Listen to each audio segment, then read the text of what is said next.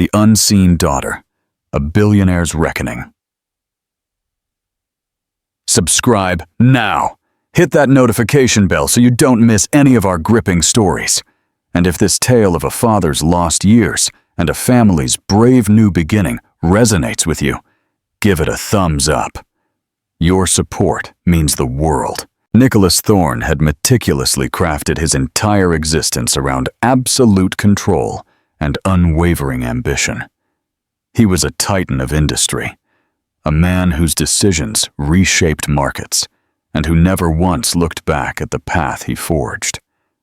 But a single, fleeting glance across a shimmering ballroom, a pair of impossibly familiar blue eyes gazing up from a little girl's face, was all it took for his perfectly ordered world to violently unravel. The architecture of absence, Nicholas Thorne, at 30, was a monument to self-made success.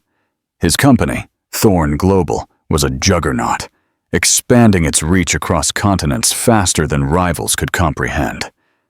He was known for his polished charm in the boardroom and a precise ruthlessness that made competitors cower. Yet, behind the opulent facade of his London penthouse, a colder, more impatient man emerged. He rationalized this duality as honesty, a necessary rawness that his wife, Catherine, deserved to witness. The truth, however, was that he resented the quiet disappointment that shadowed her eyes when he returned home past midnight, or when he forgot yet another dinner reservation they'd made months ago. He loathed the fragile tremor in her voice as she gently questioned his endless work, his seemingly boundless ambition that left no room for them. He convinced himself she was simply too sensitive, too idealistic, too soft to grasp the relentless demands of his empire. So, when Catherine tried to articulate the isolating loneliness she felt, or her anxieties about a future perpetually eclipsed by corporate conquest, he would casually dismiss her concerns with biting sarcasm, sometimes even outright contempt. He'd call her weak, naive, reminding her of the immense sacrifices he made to maintain their lavish life. In those moments, he truly believed he was right. The night she left wasn't marked by a dramatic shouting match or a slammed door. It was chillingly unremarkable, almost mundane. He arrived home late, his tie loosened, mind still replaying market projections and contract clauses. The penthouse felt unnervingly quiet, but he attributed it to the late hour. Her large leather suitcase was gone, but it took him an embarrassingly long time to notice. On the pristine kitchen counter, a single sheet of paper lay folded neatly in half. He picked it up, his fingers brushing against the familiar, careful script. "There's nothing left to wait for." That was all. No accusations, no desperate pleas, no demands. Just a single, concise sentence that landed in his chest like a lead weight. He stood there for what felt like an eternity, the note trembling in his hand, before meticulously refolding it and placing it back on the counter. He poured himself a crystal-clear scotch, walked to the panoramic window overlooking the glittering city, and told himself it was her choice. She had always been too fragile, too delicate for the life he was destined to live. She would be back in a week or two, he reasoned. She would realize she'd overreacted, that he hadn't meant most of the harsh things he'd said, that he was doing his best. He believed this so completely that he felt no urgency to call, no need to ascertain her safety. In his rigidly ordered mind, her return was inevitable. In the days that followed, he submerged himself in work, a tidal wave of meetings and deals that swallowed every spare thought.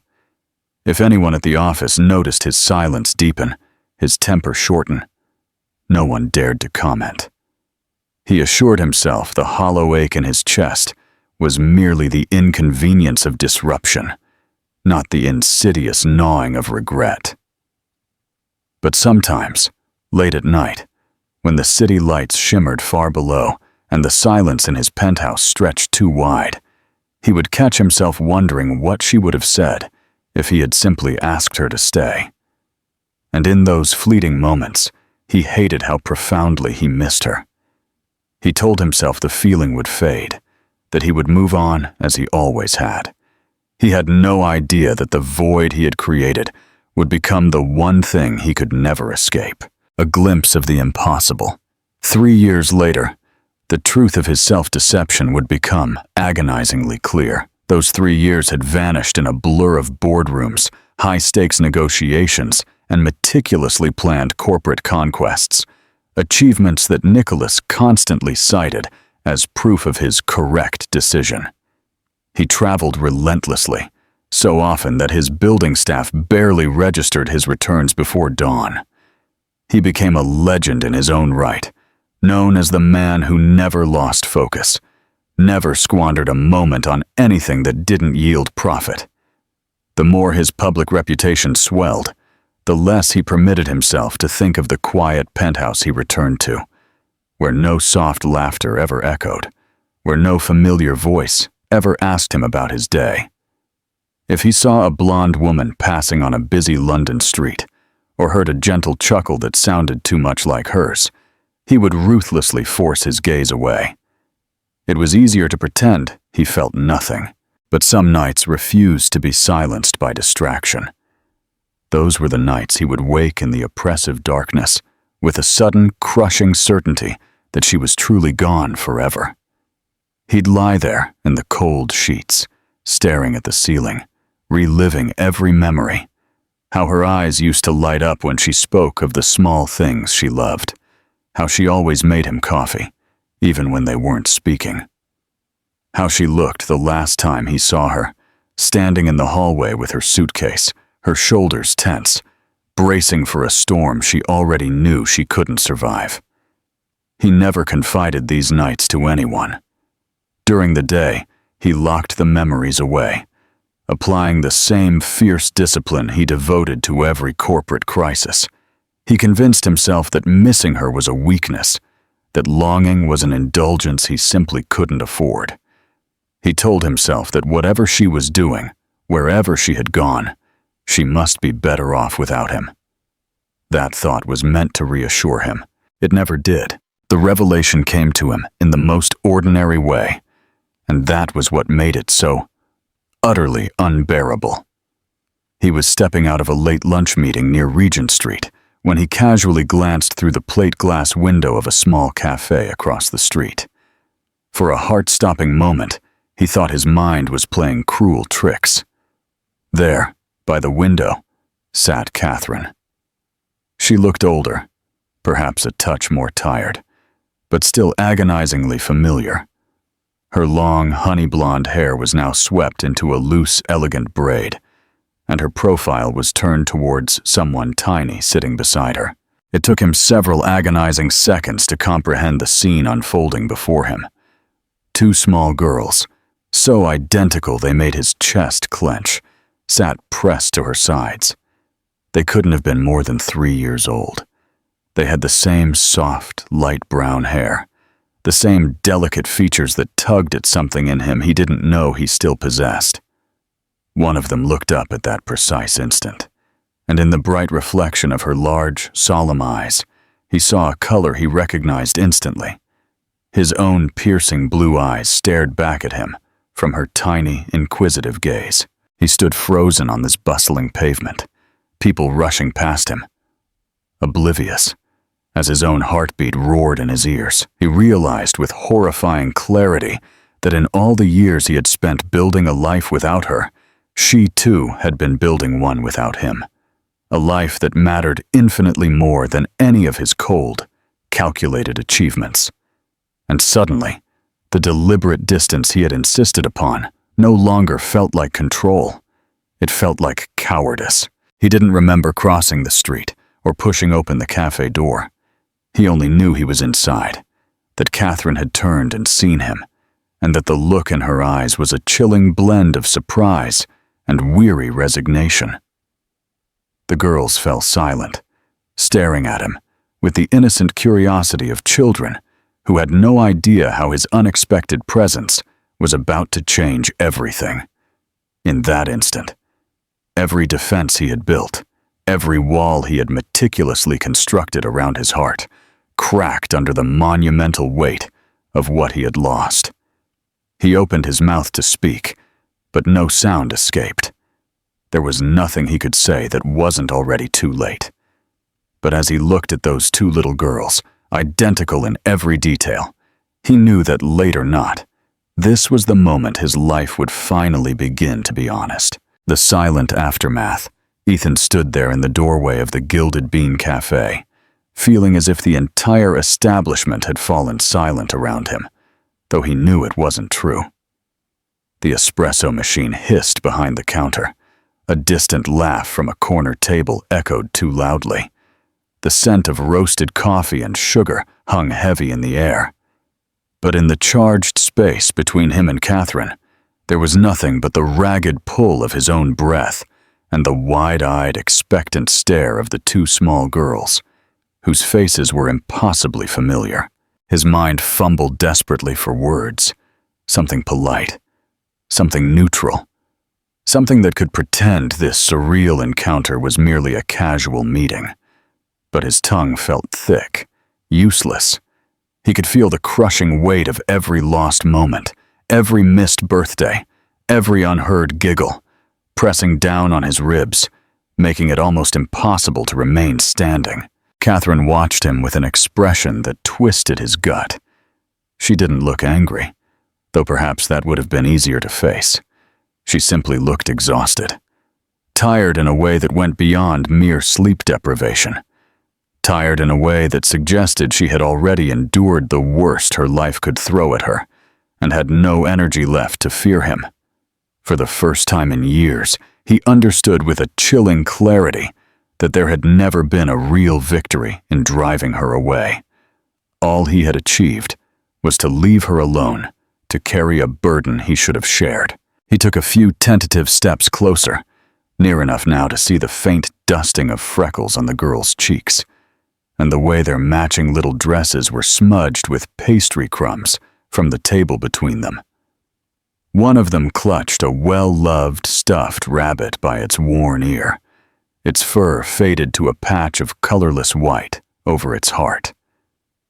The other stared at him unblinking, her small hands curled protectively around her sister's arm.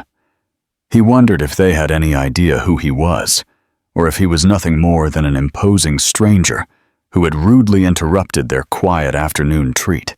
When he finally managed to speak, his voice was alien to his own ears. It was rough, small, and almost pleading. "Catherine," he uttered, and even her name felt like something he no longer deserved to say. She didn't respond immediately. Instead, she reached for a napkin and meticulously wiped a jam smudge from the corner of the nearest girl's mouth. Only when she was sure the child was settled did she look at him again. "I wondered if you'd ever see them," she said softly, her voice flat, devoid of any discernible emotion.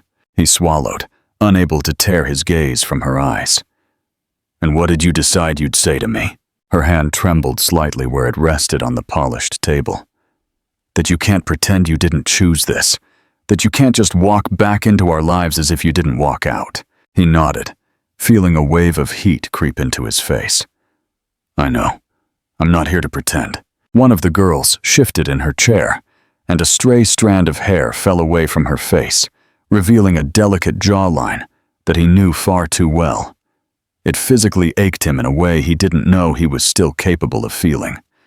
He sank heavily into the chair opposite them, realizing with stark clarity that he couldn't perform any of his usual corporate maneuvers. He couldn't negotiate.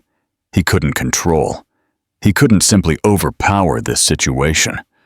All he could do was sit there and let the raw truth of his choices lay him bare. "Do they know who I am?" he finally asked, though he was almost terrified to hear the answer. "No," Catherine said, her voice low.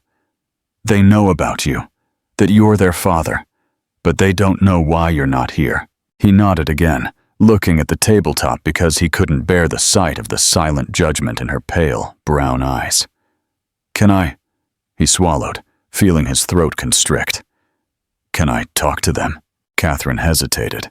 Her gaze flickered to her daughters, then back to him. "Girls," she said softly, her voice carrying a fragile solemnity.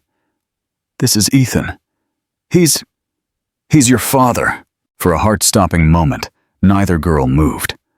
Then, the one with the stuffed rabbit, the one he thought of as Lily, tilted her head, studying him with a seriousness that was almost too much for him to bear. "Are you going to take us with you?" she asked, her voice so tiny and clear it cut through the cafe's muted hum. His chest constricted painfully. "No," he said, the word a desperate plea, because that was the only promise he could make without lying. "I'm not here to take you. I'm sorry. I should have been here all along." Catherine's lips parted, as if she was about to say something, but she pressed them together again. He thought perhaps she understood there was no grand speech that could possibly make up for 8 years of lost time. No apology, no matter how sincere, could erase the years she had spent alone, raising these two miracles. For the first time in as long as he could remember, Ethan Maxwell felt the iron certainty he had built his entire life upon shatter into something raw and utterly unrecognizable. He didn't know if he could ever truly fix things, but as he looked at the girls, his daughters, he knew that no matter what it took, he would spend the rest of his life trying. A path back to presence. When Eleanor finally agreed to let him walk them home, Ethan felt both overwhelming relief and a creeping dread he couldn't have articulated if he'd tried. He offered to carry the tote bag she'd brought for the girls, and she didn't protest, which somehow made the weight of it even heavier. The four of them stepped out of the cafe into the soft, late afternoon light, and the city around them moved on, oblivious, as if this moment wasn't quietly reordering the very shape of his entire life.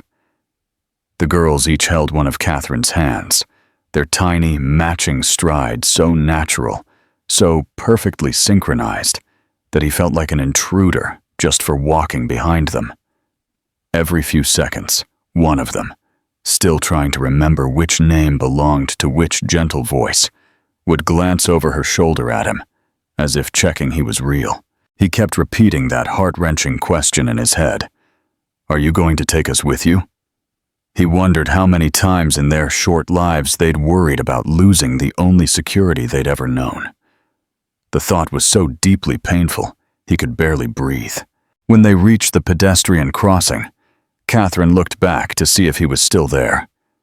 He knew she was measuring every subtle movement he made, every inflection in his voice, trying desperately to decide if he was about to hurt them all over again. He didn't blame her. If the situation had been reversed, he doubted he would have found his presence anything less than a threat. Their apartment building was small, older than the sleek, glass-encased structures he was used to. But the front steps were clean, and the potted hydrangeas on the windowsills looked healthy and well-tended. When she unlocked the door, the girls released her hands and dashed inside ahead of them, their little shoes thudding softly on the worn wooden floor. Ethan followed more slowly, feeling an overwhelming sense of trespassing. Catherine closed the door softly behind him, not speaking, and moved into the small kitchen to put down the grocery bag. He remained near the entrance, taking in every detail of the space that had been her home, while he had been too proud, or too scared, to ask where she had gone. There were crayon drawings taped to the refrigerator, childish scribbles of color that spelled out names and crooked hearts. A row of tiny, well-worn shoes lined up by the door. On the narrow living room mantelpiece was a face-down photo frame, and he didn't have to pick it up to know what it held. He could feel every lost year pressing in on him, each one heavier than the last. The girls returned from their bedroom, now in matching star-patterned pajamas. One of them, Mia, held a stuffed rabbit in one hand and looked at him with an expression he couldn't quite decipher. After a moment, she held it out to him, her small fingers clutching the worn ear. He took it slowly, his hand trembling more than he wanted to admit. The soft toy was lighter than he expected, but in that moment, it felt like the most significant thing he had ever been entrusted with. "Thank you," he said softly, his throat rough with unshed emotion. She didn't smile, but nodded once, her tiny gesture a silent acknowledgement, and returned to her sister's side. In the kitchen, Catherine was filling a kettle. She didn't look at him when she spoke. "They don't know everything," she said carefully, her voice barely a whisper. "They just know you weren't ready to be here. I told them it wasn't their fault." He felt something sharp twist in his chest. "It wasn't," he said immediately, though the words felt agonizingly small against the vastness of his regret. "It was mine." She set the kettle down and finally met his gaze across the small kitchen. Her brown eyes, though tired, held an unwavering directness. "I don't know why you're here now. I don't know if you truly believe this is something you can fix." "I don't think I can fix it," he admitted, each word rasping against his throat. "I just couldn't keep pretending they didn't exist. That you didn't exist." Her eyes flashed for a second, a fleeting glimpse of pain, but she looked away before he could be sure if it was anger or something deeper. She crossed her arms over her chest, a familiar defensive posture. "I don't have the energy to work this out for you," she said, her voice tight. "I've spent 3 years making sure they never felt unwanted. I fought for them." "I know," he said, his voice raw. "Because that was the only thing I could offer. And I'm sorry you had to do that alone." For a long moment, the only sounds were the soft bubbling of the kettle and the distant, muffled voices of the girls playing in the next room. He wished there were more words, more apologies he could offer, but none would have made it easier. So he stood there, letting the silence convey what he couldn't, that he saw the monumental burden she had carried, that he finally understood the true, devastating cost of his choices. When the kettle clicked off, she turned to pour the hot water. He didn't follow her. He just closed his eyes and let the sharp ache in his chest remind him that this was real, that he could no longer pretend he hadn't chosen this absence. Whatever came next, he knew it had to begin by staying still long enough to truly feel what had happened. The unspoken. Forgiveness trying not to feel. Ethan hadn't expected Catherine to invite him to stay for dinner. But when the girls appeared in the kitchen doorway to ask if he could help them set the table, Catherine merely sighed, a soft, weary sound, and gave a small nod. He followed them into the cozy kitchen, feeling as if he were stepping into someone else's carefully constructed life, one that had moved on, beautifully, without him. The table was small and scratched in places, bearing the marks of countless family meals, but it was obviously much loved. The girls knew precisely where their plates went, and they explained the intricate rules to him in hushed, serious voices. Lily liked the blue cup. Mia wanted the spoon with the flowers on the handle, and both needed their napkins folded into perfect triangles. He did everything they asked, grateful for tangible tasks to focus on, for actions that felt like participation instead of distant regret. Catherine moved around the kitchen with a quiet efficiency that made it clear she'd been doing this alone for a very long time. She warmed soup on the stove and buttered slices of crusty bread, while the girls chatted animatedly about a favorite cartoon, and took turns asking him questions he wasn't prepared to answer. Did he have a cat? Why did he wear shiny shoes? Why hadn't they seen him before? Each question was phrased with the blunt, disarming honesty only children possess, and each one landed in his chest like a small, necessary wound, forcing him to confront the gaping holes in his past. He answered what he could, admitting he didn't own a cat, that his shiny shoes were for work, that he should have come much sooner. When he said that last part, both girls fell silent. Mia studied him with wide eyes, as if trying to decide if she believed him, while she snuggled into her sister's side, her small hand gripping the edge of the table. They ate dinner in a silence that wasn't entirely comfortable, but wasn't angry either.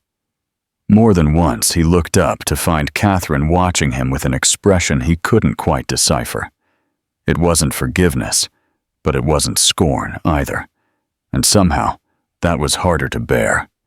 After dinner, the girls disappeared into their bedroom to choose a bedtime story, leaving him alone with her in the kitchen.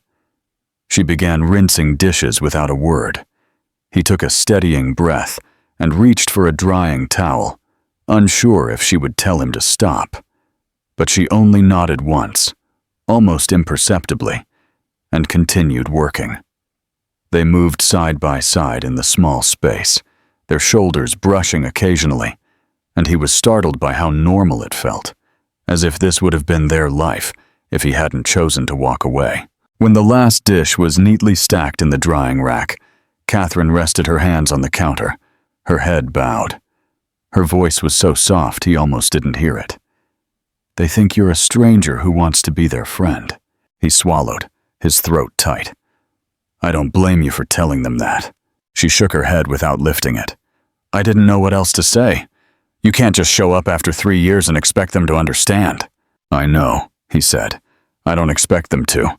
I don't expect you to." She finally looked up, and her eyes were tired, in a way that made him want to sink to his knees and apologize until there was nothing left to forgive. But she didn't look away. "Why now, Ethan?" He'd asked himself that question 1,000 times in the past week, and the answer still felt agonizingly inadequate. Why did I see them? Why couldn't I keep pretending I hadn't made the worst mistake of my life? Her face didn't soften, but something in her shoulders seemed to ease, a subtle release of tension. "I'm not going to make this easy for you," she said, her voice firm. "You can't just walk back in and feel better just because you finally showed up." "I know," he said again, his voice raw but unwavering, "because anything else would have been an insult." From the hallway came the sound of small voices calling for their mother. Catherine straightened and took a deep breath. "I'm not saying you can't be a part of their lives," she said in a low voice. "But if you are, you have to be all in. You can't disappear again." He nodded, feeling something inside him settle in a way it hadn't in years, a profound and unfamiliar sense of peace. "I'm not leaving," he said, and he said it with every fiber of his being, a promise etched in his very soul. She didn't respond, but she didn't argue.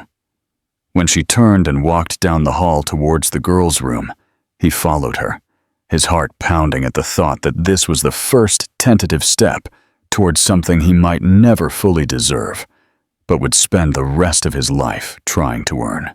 Building a new legacy. That night, Ethan sat on the edge of the living room sofa, listening as Catherine read to the girls in their bedroom. The soft, melodic cadence of her voice drifted down the short hallway, mingling with the occasional sleepy question and the gentle rustle of blankets as they settled in for the night. He didn't try to pretend he belonged there. Not yet. He kept his hands clasped in his lap and studied the photographs lined up on the narrow mantelpiece beside the TV. There were candid snapshots of birthday parties, blurry photos of the girls on a swing set in a park he'd never visited, a grainy picture of Catherine smiling at them as they clung to her legs.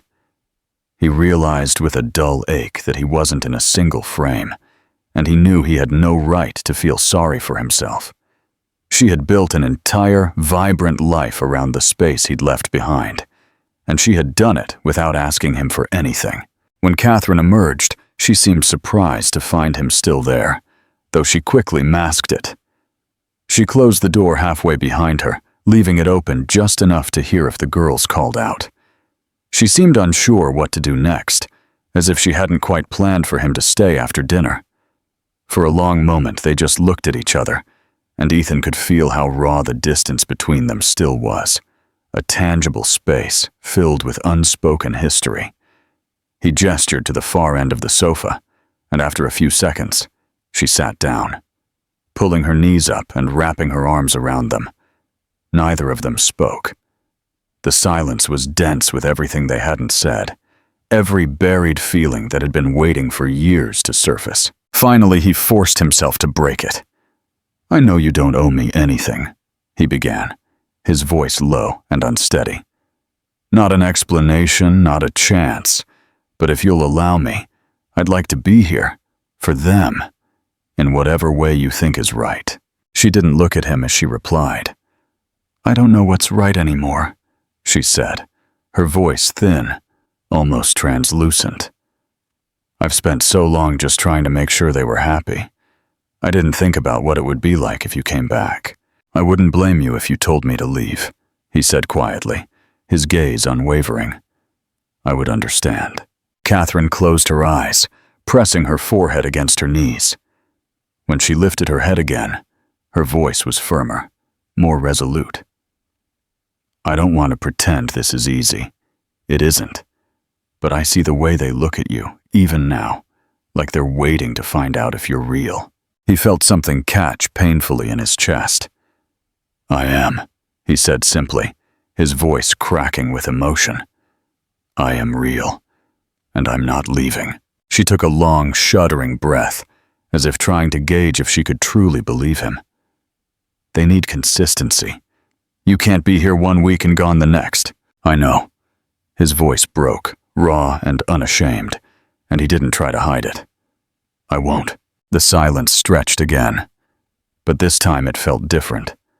Less like an abyss, and more like the fragile, hopeful beginning of something neither of them could name yet. She shifted slightly, lowering her feet to the floor, her body language subtly relaxing.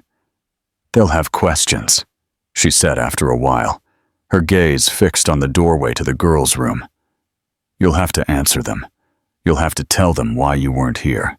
"I will," he promised, his voice a solemn vow. "I'll tell them the truth." "And what is that?" she asked, her eyes searching his face in the dim living room light. "That I was afraid," he said, each word a painful admission.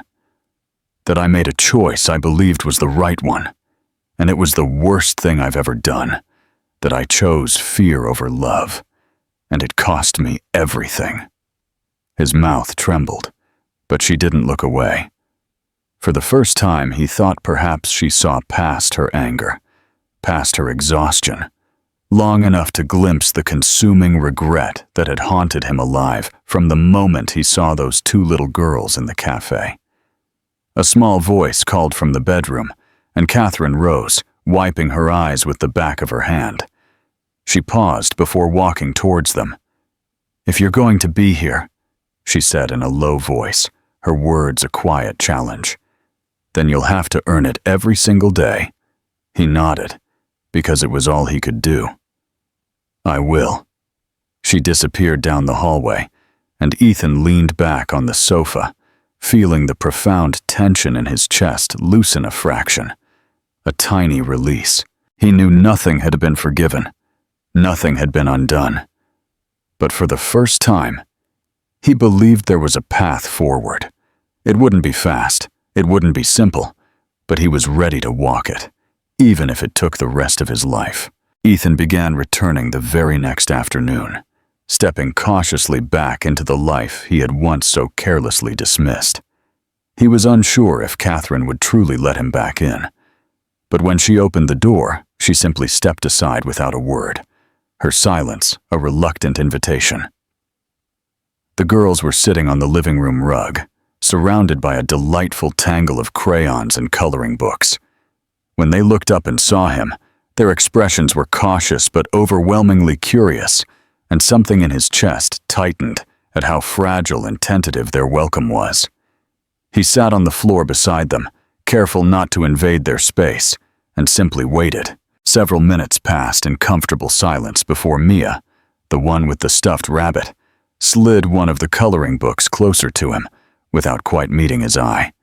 It felt like the biggest invitation he had ever received. He picked up a crayon and began to fill in the edge of a cartoon flower. His hand was steady, but inside, he felt like he might break from the quiet enormity of it all. Catherine remained in the kitchen, tidying and pretending not to look. But he knew she was listening to every word, every hesitant question, every carefully chosen response. Lily asked him what his favorite color was, her voice so soft he almost didn't hear her. He told her it was blue, the same vibrant blue as her dress. She wanted to know if he liked pancakes, and when he said yes, she nodded solemnly, as if that single fact confirmed something profoundly important about him. They didn't ask why he had left yet. He knew the truly difficult questions would come, but he was grateful for the unexpected grace of their innocence in these first fragile moments together. When it was time for dinner, he offered to help, and to his surprise, Catherine didn't argue. She passed him vegetables to chop, and they worked in an awkward silence, punctuated by the girls' cheerful chatter from the dining table. He never realized how many small, intricate routines were woven into their evenings. Who had what specific plate? Who always asked for extra milk? Who needed their food cut into tiny, precise pieces despite insisting she was big enough to do it herself? Watching Catherine move through it all with tired, unyielding patience made something profound twist in his chest. He had been so utterly convinced he knew what mattered, and yet he had missed this entire, beautiful life growing up without him. After the girls were tucked into bed, he stayed to wash dishes again. Catherine dried without comment, but this time it didn't seem like she was waiting for him to leave. When they finished, they ended up in the living room again, both too exhausted to pretend they didn't have more to say. She sat in the armchair with her legs tucked under her, and he remained on the sofa, elbows on his knees, staring at the floor. "Do you ever think about how you would have been if you had stayed?" she finally asked, her voice a quiet, weary whisper. He lifted his head, meeting her eyes across the small space between them. "Every day." His throat worked as she swallowed. "I used to imagine you coming home," she said, her voice thin with memory. "I'd think of all the things I'd say to you if you knocked on the door. Some nights I'd rehearse it in my head, all the ways I'd tell you how much it hurt." He didn't move, fearful that any reaction, any sudden gesture, would shatter the fragile honesty that hung between them. "And then one day," she continued, her voice even softer now, "I realized I didn't want to be angry anymore. I just wanted it to be over. I wanted peace." "I don't blame you," he said, his own voice unsteady with raw emotion. "You were right to leave." She looked away, blinking rapidly, tears threatening but not falling. "That doesn't mean it was easy." He didn't know what to say to that, so he didn't try to fill the silence. They sat like that for a long time, both caught in the liminal space between a painful past and whatever uncertain future this quiet moment was becoming. When she finally stood up, he rose too, his muscles tight, thinking she was about to ask him to leave. But instead, she said in a low voice, "You can come tomorrow if you want." "I want to," he said without hesitation, the words a fervent promise. She nodded once, her gaze steady but tired. "Then come early. They'll be up by 7. Something in his chest relaxed. Just a fraction. A tentative release. It wasn't forgiveness. It wasn't absolution. But it was permission to keep showing up. And for now, that was monumentally enough. A new horizon. Ethan arrived before 7 the next morning, just as Catherine had told him he could. He stood on the pavement for a moment, looking up at the second-story window, where the curtains already stirred, and realized his hands were trembling.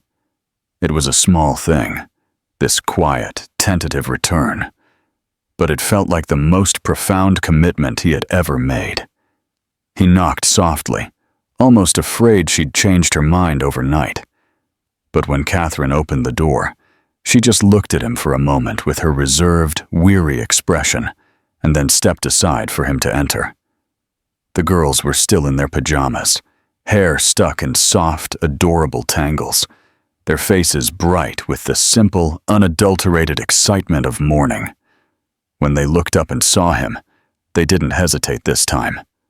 Mia ran straight to him and wrapped her tiny arms around his legs, as if she'd been waiting all night to do so.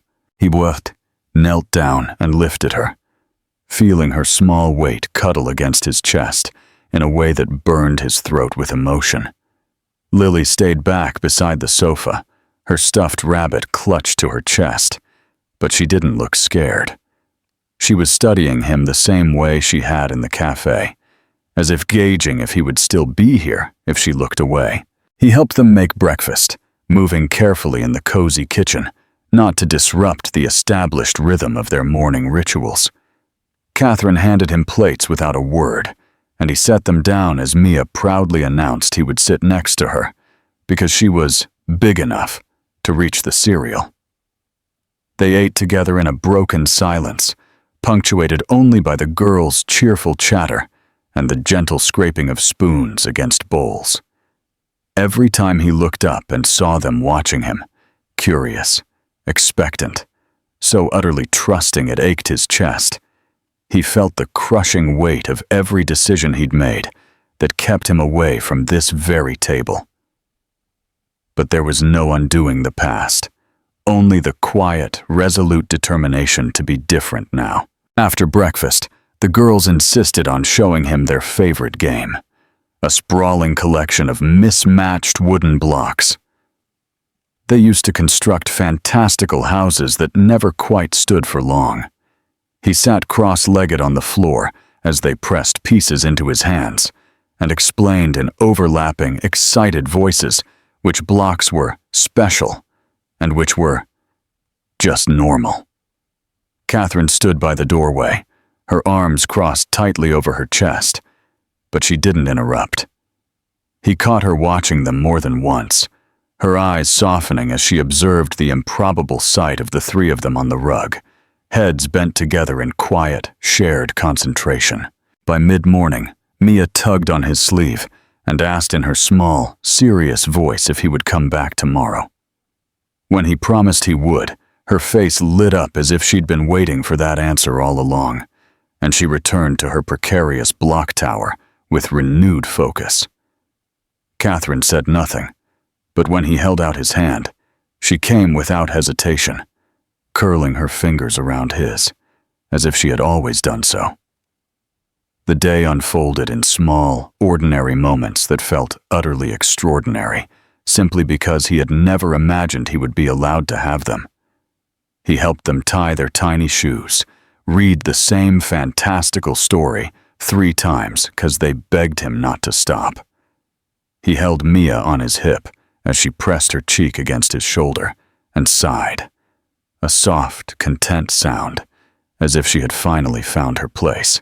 By sundown, as Catherine washed dishes and he sat on the sofa with both girls leaning against him, he looked around the small apartment, the crayon drawings, the overflowing bookshelves, the well-worn blankets. He realized it had become something sacred to him, a place where he was no longer a stranger, but a tentative, hopeful part of the fabric. When the girls finally fell asleep, Catherine stood beside him. She looked tired in a way that went beyond the day's activities, but her voice was steady and clear. "I don't know what this will look like," she said softly. "I don't know how long it will take for me to truly trust you again." "I don't either," he admitted, feeling no need to pretend. "But I'm not going to stop coming back." She searched his gaze, her eyes resting briefly on the girls' sleeping faces. "They've been waiting for you," she whispered, her voice thick with emotion, even if they didn't know it. His chest tightened with a profound ache, and he looked at her, searching for any sign that she might ask him to leave. But she didn't. She simply stood there with him, sharing the silence, a quiet testament to their fragile new beginning. When he finally stood to leave, he leaned over the girls and kissed each of them gently, their hair warm and soft against his lips. As he straightened, he met Catherine's eyes again. And this time, There was something there he hadn't seen in years. Something like the quiet, burgeoning beginning of forgiveness. "I'll see you in the morning," he said. And she didn't argue. He walked out into the hallway, closing the door softly behind him. For the first time in as long as he could remember, he felt absolutely certain of one thing. He couldn't change the man he had been, the mistakes he had made. But he could decide who he would be now. And he knew as he walked down the stairs into the cool night air of London that he would spend the rest of his life showing up for them, proving that this time he was never leaving again.